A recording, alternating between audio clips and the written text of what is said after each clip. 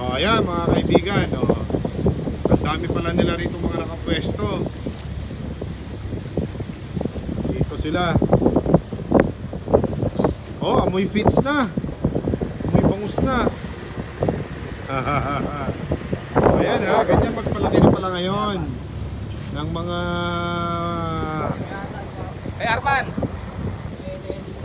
Arman! feeds. Ikutan na lang natin, hindi naman tayo kailangang tumambay.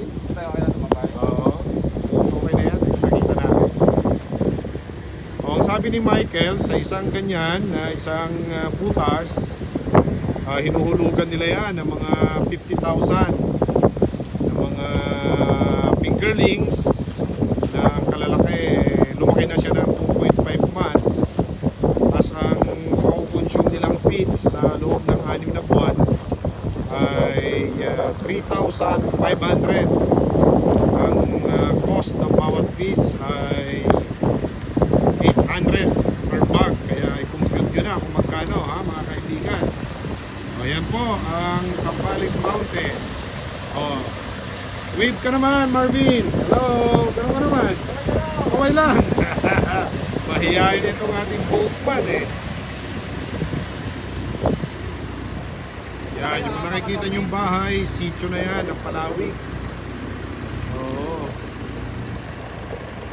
Ayun, kay Jinggoy na, Estrada na. Oh, meron din pala dito si Jingo Estrada daw na fish cages, pero napabayaan niya na.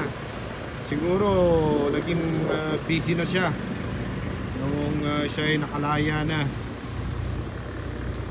Oh, dito naman, yun, nakikita nyo yun, pier yun.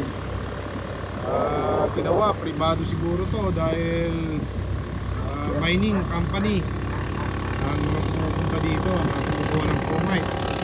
Siyempre, saan pa dinadala? Kundi sa China, di ba? Ayan, ang mga fish cages ha, mga kaibigan ha. Kung gusto nyo na magkaroon ng fish cage, kontakin nyo lang Winston Mayo Hines Lobis.